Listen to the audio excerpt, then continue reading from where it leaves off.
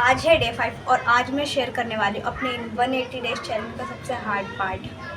तो मैंने ये चैलेंज बहुत एक्साइटमेंट और एक मोटिवेशन के लहर के साथ स्टार्ट कर दिया था कि मुझे कंटेंट क्रिएटर बनना है, मुझे अपने ड्रीम्स अचीव करने हैं, मुझे ये करना है, मुझे वो करना है।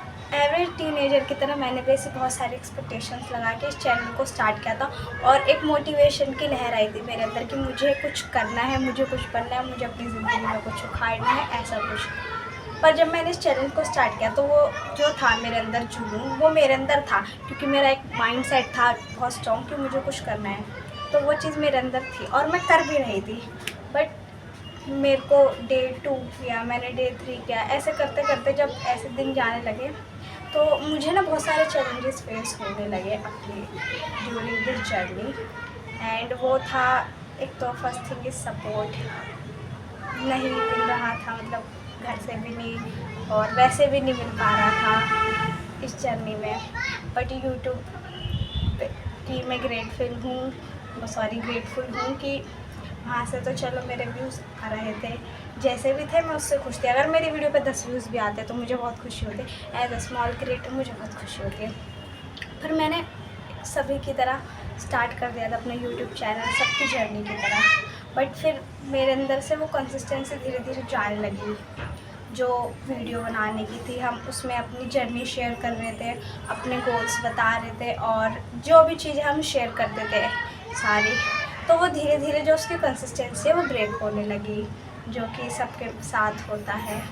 बट फिर मुझे उसी दौरान ये रियलाइज़ हुआ कि मतलब ऐसे बहुत सारे क्वेश्चंस आने लग गए मेरे माइंड में कि क्या ये मेरे लिए नहीं है, क्या मुझे यूट्यूब नहीं करना चाहिए, क्या कंटेंट क्रिएशन मेरे लिए नहीं है, क्या मैं इसके लिए फिट नहीं बैठती, या बाकी लोगों में ऐसा क्या क्रिएटिव है जो मुझ में नहीं है, या मैं नहीं कर पा रही हूँ, या ऐसा क्या मतलब रीज़न है दिस और दैट जो नहीं हो पा रहा। तो एक चीज़ जो कि थी स्टोरी टेलिंग, जो कि सीखनी ही पड़ती है, चाहे आपको कंटेंट क्रिएशन बनना हो या जो भी है, वो सब में आपको हेल्प करती है। और अगर आप नहीं सीख रहे हो स्टोरी टेलिंग तो बहुत ज़्यादा दिक्कत होने वाली है, क्योंकि उससे वीडियो बहुत ज़्यादा तो नहीं, मतलब इंटरेस्टिंग नहीं होती है। तो स्टोरी टेलिंग सीखना बहुत ज़रूरी था। पर मेरे अंदर था कि मैं मतलब 10 वीडियो भी देख लूँगी स्टोरी टेलिंग के बाद, फिर भी मुझे नहीं समझ में आएगा कि स्टोरी टेलिंग कैसे करनी है, एक परफेक्ट वीडियो कैसे शूट करना है, एक परफेक्ट वीडियो कैसे बनती है।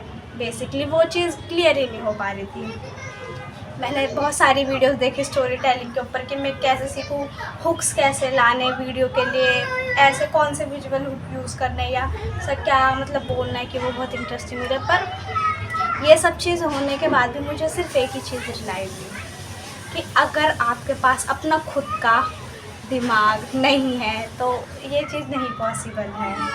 तो इसका मतलब यही है कि अगर आपके पास अपना खुद का कॉन्टेक्स्ट नहीं है, आई रिपीट, अगर आपके पास खुद का कॉन्सेप्ट और कॉन्टेक्स्ट नहीं है तो स्टोरी टेलिंग नहीं हो सकती। अगर आपके पास कोई बढ़िया भाई ताबड़तोड़ स्टोरी नहीं है, स्ट्रगल या पेन पॉइंट नहीं है, वो वीडियो सक्सेसफुल बन ही नहीं सकती। और कोई भी वीडियो परफेक्ट नहीं होती। धीरे धीरे टाइम के साथ हम चीज़ें सीखते हैं, उसको इम्प्लीमेंट करते हैं, हार के फिर सीखते हैं, फिर से हारते फिर सीखते हैं, फिर उसके बाद हम करते रहते उसके बाद जो वीडियो होती है वो परफेक्ट बनती है।